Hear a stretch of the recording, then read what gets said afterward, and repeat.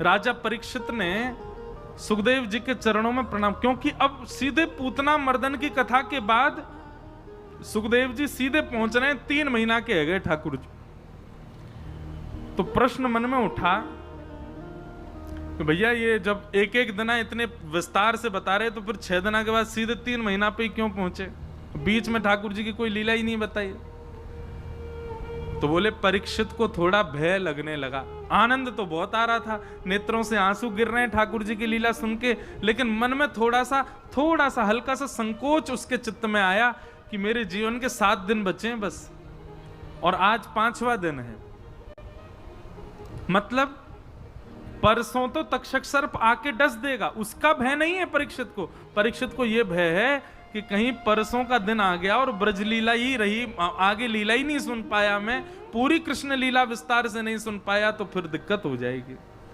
ये अधूरी कथा छोड़ के मुझे नहीं जाना, मुझे पूरी कथा सुननी। तो उसने चरणों में निवेदन करते हुए कहा, हे सुखदेव जी महाराज, आप जो कथा सुना रहे हैं मैं इतना डूब रहा हूं उसमें, मैं इतना आनंद में चला गया हूं, पर मुझे कहीं ना कहीं समय की बाध्यता है।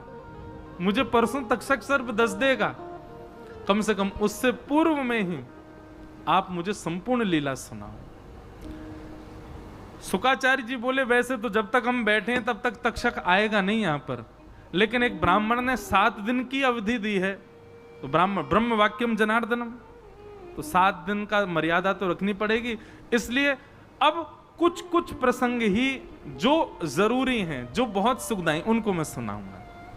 इसलिए अब अचानक से श्री सुखदेव जी महाराज 3 महीना, फिर सीधे 1 साल, फिर 3.5 वर्ष, फिर 6 वर्ष, फिर इस प्रकार ब्रज लीला ज्यादा विस्तार नहीं करी भागवत में। उसका विस्तारीकरण फिर अष्ट सखाओं के अपने पदों में किया, भावों में किया, बाद में फिर बहुत विस्तार हुआ।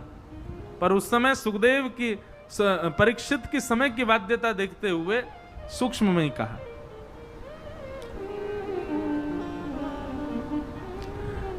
ठाकुर जी 3 महीना के है गए, और जैसे ही लाल जी 3 महीना के भये हैं, 3 महीना के ठाकुर जी ने आज पहली बार करवट बदली, और करवट बदलते ही महाराज करवटोत्सव हुआ। पूरे ब्रजमंडल में हल्ला मच गया, अरे बधाई हो बधाई हो। काय बात की बधाई? बोलो नंद के लाला ने आज करवट बदली है, करवट लेनो सीख गयो लाला। अब सब ब्रजवासियों को यह सुख लग रहा है, अभी तो करवट लेनो सीखो, एक अजुदना में बैठनो सीखेगो, फिर चलनो सीखेगो, फिर हमारे घर आए करेगो, हमारी गोद में बैठे करेगो, हम ते काका बोलेगो, हम ते चाची बोलेगो, हम ते भाभी बोलेगो। सब लोग उस उत्साह में उत्सव मना रहे हैं। पूरे ब्रजमंडल में उत्सव मनने लगो। ठाकुर जी एक बैलगाड़ी के नीचे सुवा दिए मैया ने। लो महाराज 7 तो बजे ही गए, आज गोवर्धन उत्सव होना, हमें तो लगे आज कथा ज्यादा लंबी जाएगी। कोई नहीं, आप सब लोग ध्यान पूर्वक सुनियो, आनंद से सुनो, कोई दिक्कत तो ना है ना। जिनको जानो हो अगले पद में चले जाओ, हम कोई भजन गाएंगे तब चले जाइए, हम तो कथा आज आराम से करेंगे। लाल जी इतने 56 भोग सजे बढ़िया सब पाके जाएंगे।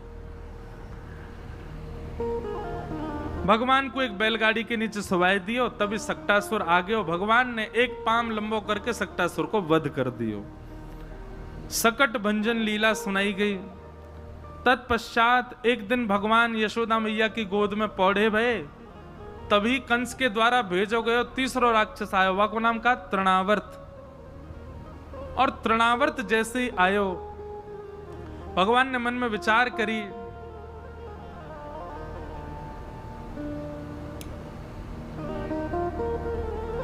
शिव गुरु जी आए पीछे से लेके, इधर देखो, यहां देखो। बोलो वृंदावन बिहारी लाल की जय। तो तृणावर्त नाम का दैत्य आया, भगवान मैया की गोद में पौड़े भये। ठाकुर जी ने मन में विचार करी, ये बवंडर के रूप में तृणावर्त आयो है, हमको उड़ा के ले जाएगो, और कहीं हमारे संग यशोदा मैया को ले गए हो तो या को मार नहीं पाएंगे। तृणावर्त के आवे के सूचना जैसी ठाकुर जी को पता चली, भगवान ने दूध पीते पीते अपनो इतनो वजन बढ़ा लियो, यशोदा मैया के पामन में भार लगन लगो। मैया बोली, मुझे लगा लाला ने आज ज्यादा दूध पी लियो दिखे हैं, इतनो भारी है गयो। सो यशोदा मैया ने आंगन में पलना में ठाकुर जी पड़ा दिए, स्वयं भीतर चली गई। ठाकुर जी बोले जे ठीक है। इतने में तृणावर्त आए और महाराज जैसे ही उठा करके ठाकुर जी को आकाश में ले गए। भगवान ने आकाश में जाते ही तृणावर्त को गरो पकड़ो और पकड़ करके नीचे पटक दियो और तृणावर्त को वध है गयो। सब ब्रजवासी दौड़े दौड़े गए, अरे लाला हवा उड़ा के ले गो, हवा उड़ा के ले गो। उसको हवा बोलते हैं आज भी। अरे नेक्स्ट से लाला को हवा उड़ा के ले गो। सब पीछे पीछे दौड़े, थोड़ी दूर जाकर के देखा तृणावर्त शांत, ठाकुर जी एक शिला पर अब बैठनो सीख गए, नेक्स्ट जैसे बैठे हुए हैं और मंद मंद मुस्कुरा रहे हैं। यशोदा मैया ने जाके हृदय से लगायो, कहीं लाला को लगी तो नहीं, सब सुरक्षित। सब ब्रजवासी जब भी कोई राक्षस मरता है तो पता क्या सोचते हैं, बोले भैया हमारे ब्रज की इतनी निष्ठा, हमारे ब्रज की इतनी महिमा है, ये राक्षस आमे तो हैं या ब्रज में कछु ना कछु उत्पात करवे, पर या ब्रज की सीमा में इतनी महिमा है कि या में भजन करवे वारो ही रह सके, और इन सबन के भजन ना है या हमारे ये ब्रज में आते ही मर जामे। कोई ये ना सोच रहा हो कि ठाकुर जी मार रहे हैं उन्हें, सब यूं सोच रहे हैं ब्रज में कोई प्रवेश ही ना कर सके बिना भजन के। अरे यहां तृणावर्त के वध में लिखा भी है कि सब ब्रजवासी कह रहे हैं, बोले अपने पाप ते मर गो, हमारे ब्रज में पापी रह ही ना सके, टिक ही ना सके, पूतना ही मर गई, सक्टासुर आयो मर गयो, तृणावर्त आयो जो मर गो। किसी के भी मन में ये नहीं आ रहा है कि नेक्सो सो लाला ही मार रहा है। एक जगह वर्णन भी आता है कि जब भगवान ने सक्टासुर को मारा तो मैया ने पूछी इतनी बड़ी बैलगाड़ी कैसे गिर गई। तो ब्रजवासी बोलो मैया मैं बताऊं, बोले हाँ। मैया तेरो नेक्सो सो लाला है ना, जाने अपनो पाम इतनो लंबो कियो, ऐसे करके मैया जाने बैलगाड़ी मारी, सुई बैलगाड़ी पलट गई। अप्रेमयम बलम तस्य बालकस्य न ते विदु। मैया व बालक को अपने पास बुलावे, एक रेमटो दियो। अरे झूठ बोले, तेरी मैया की उम्र की मोते आनंद ले रहा है, मेरो 3 महीना को लाला जाने इतनो लंबो पाम कियो अपनो। वो बालक बोलो मैया तेरी सौगंध खा के कह रहा हूं, मैंने अपनी आंखन ते देखी याने इतनो लंबो पाम कियो।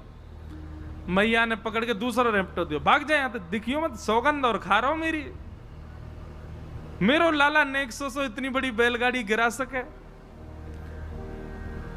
ठाकुर जी मन ही मन मुस्कुरा रहे हैं कि इन ब्रजवासियों को किंचित ये भाव ही नहीं आता कि मैं कर रहा हूं। आहा, यही तो प्रेम है।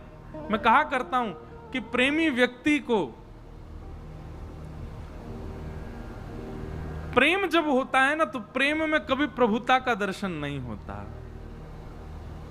प्रेम में किसी के ईश्वरत्व का दर्शन नहीं होता। प्रेम में कितना भी योग्य व्यक्ति क्यों ना हो उसकी योग्यताएं नहीं दिखती हैं, वो सामान्य ही लगता है। और जहां योग्यताएं दिखती हो, जहां श्रेष्ठताएं दिखती हो, तो समझ जाओ कि वहां प्रेम नहीं है, आकर्षण है।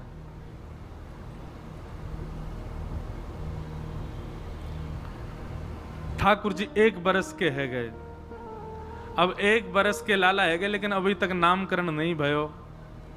तभी श्री गर्गाचार्य जी महाराज आए और गर्गाचार्य जी महाराज ने आकर के दोनों बालकन को नामकरण कियो।